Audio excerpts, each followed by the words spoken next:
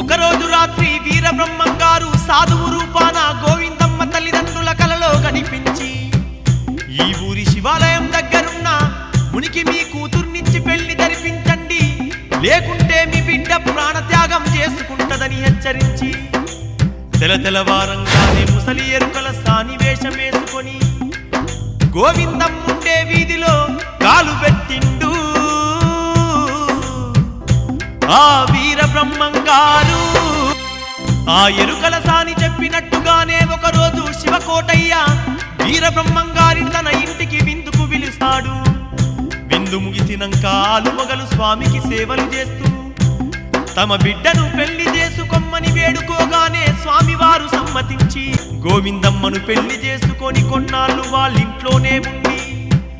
అత్తమామల వద్ద సెలవు తీసుకొని గోవిందమ్మను వెంటబెట్టుకొని తీర్థయాత్ర